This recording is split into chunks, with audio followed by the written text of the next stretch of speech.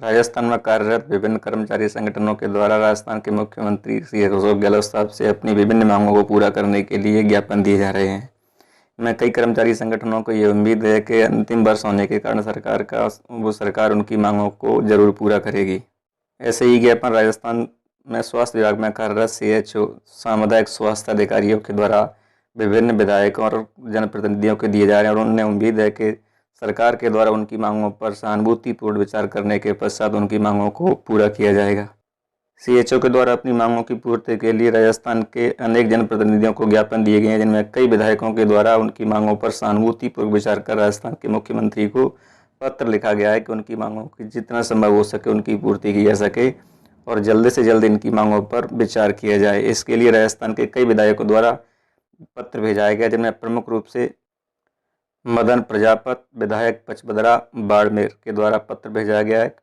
उन्होंने कहा है कि प्रदेश में कार्यरत सामुदायिक स्वास्थ्य अधिकारी की विभिन्न मांगों को पूरा किया जाए। दूसरे विधायक हैं गणेश घोगरा, जो कि डूंगरपुर से विधायक हैं। उन्होंने भी CHO की मांगों की पूर्ति के लिए राजस्थान सरकार के मुख्यमंत्री को पत्र भेजकर उनकी मांगों को पूरा करने का आग्रह किया है। राजकुमार रौत 84 से विधायक हैं, उनके द्वारा भी राजस्थान के मुख्यमंत्री श्री अशोक गहलोत साहब को पत्र भेज करके मांग की गई है कि प्रदेश में कार्यरत सामुदायिक स्वास्थ्य अधिकारी CHO की विभिन्न जायज मांगों को पूरा किया जाए। इन सभी विधायकों के द्वारा जो सरकार को पत्र भेजा गया है उनका प्रारूप लगभग एक जैसा है और उन्होंने लगभग एक जैसी मांग की है कि CHO की मांगों को जितना जल्द हो सके उतना सरकार के द्वारा मान करके पूरा किया जाए।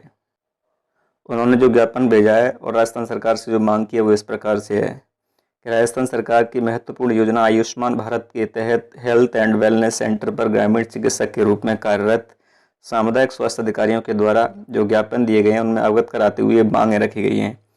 भारत में और इसके साथ राजस्थान में आयुष्मान भारत योजना चल रही है, जिसके अंतर्गत वेलनेस सेंटर पर CHO कार्यरत हैं और उनके द्वारा चिकित्सा के क्षेत्र में महत्वपूर्ण कार्य किया जा रहा है। आयुष्मान भारत में निःशुल्क लगभग 5 लाख तक के इलाज की व्यवस्था की गई है और उस पर CHO जो कार्य कर रहे हैं उनकी कई मांगें हैं। उनमें से प्रमुख मांगों को CHO के द्वारा ज्ञापन के माध्यम से सरकार से अवगत कराया है, जो इस प्रकार से हैं।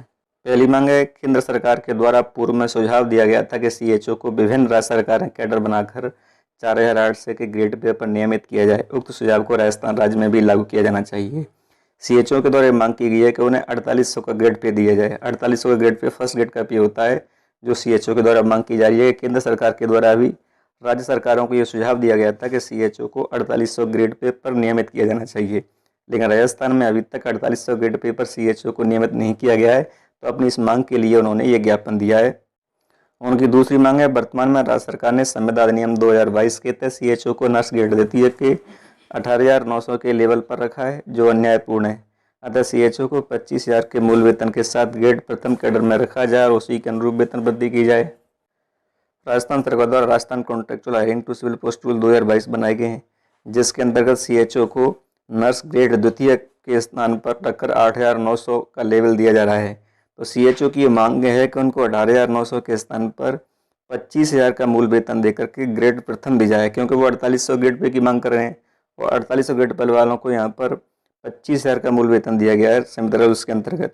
तो उनकी ये मांग है कि उन्हें 4800 ग्रेड पे दे करके और उनका जो मूल वेतन है वो 25,000 कर दिया जाए।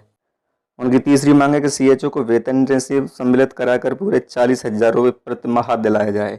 अभी उनको 40,000 रुपये प्रति माह नहीं दिया जा रहा है, तो CHO की ये मांग है कि उनको 40,000 रुपये प्रति माह दिलाया जाए। तो इस प्रकार से उनके द्वारा 3 मांगें प्रमुख रूप से रखी गई हैं। पहली एक 4800 ग्रेड पे दे करके प्रथम श्रेणी का मान लिया जाए और दूसरी उनको जो संविदा रूल्स बनाए गए हैं उनमें 18,900 के स्थान पर जो ग्रेड द्वितीय दी गई है उनको 25,000 का मूल वेतन दिया जाए और प्रथम कैडर में रखा जाए।